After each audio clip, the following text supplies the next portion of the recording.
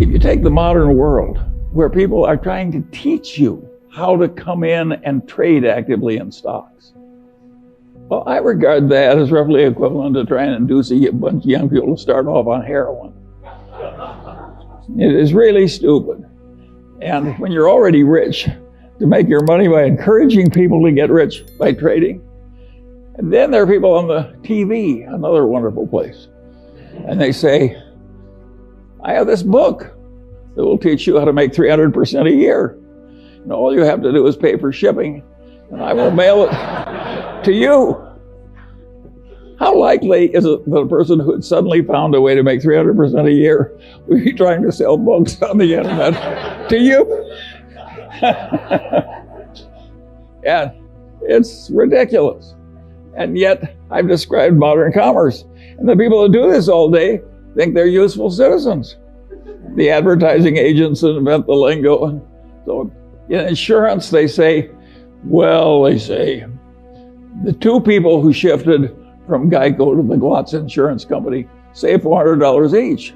What they don't tell you is there are only two such people in the whole United States, and they were both nuts.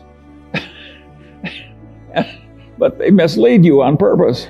And I get tired of it. And I don't think it's right that we deliberately mislead people as much as we do. Let me tell you another story that I think is an interesting one about the modern life. But this goes back to a different time. And this man has this wonderful horse. And it's just a marvelous horse. It's got an easy gait and good looking and everything. It just works wonderfully.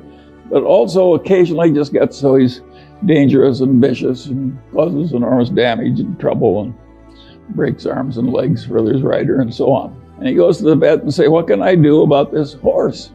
And the vet says, that's a very easy problem and I'm glad to help you. He says, what should I do? And the man says, the next time your horse is behaving well, sell it.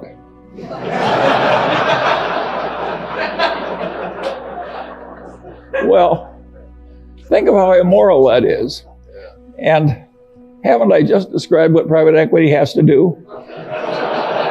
When private equity has to sell something that's really troublesome, they hire an investment banker. And what does the investment banker do? He makes a projection. You can't, I have never seen such expertise in my whole life as is created in making projections in investment banking. There is no business so lousy it can't get a wonderful projection. But is that a great way to make a living, to have phony projections and use it to make money out of people you look right into the eyes of? I would say no. And by and large, Lauren and I, we never tried to make money out of stupidity of our dumb buyers. We tried to make money by buying. And if we were selling horse shit, we didn't want to pretend it was a cure for arthritis. And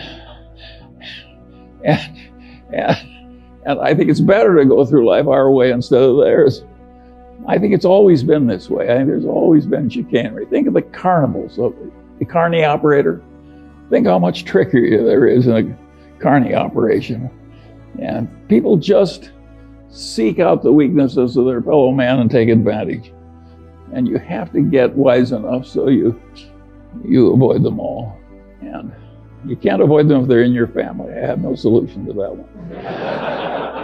But where you have a fair choice, there are just so many people that should be avoided. My father had this best friend and client, and he also had this other client who was a big blowhard. And he was always working for the big blowhard, and he wasn't ever working for his wonderful client whom I admired. And I said, why do you do this?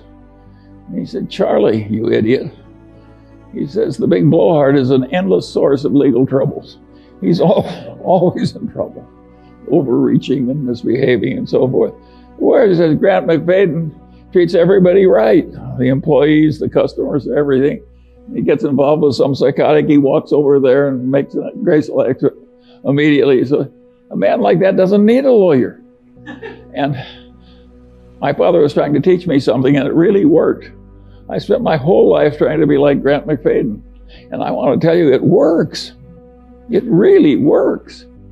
Peter Coffin is always telling me if the crooks only knew how much money you could make by being honest, they'd all behave differently.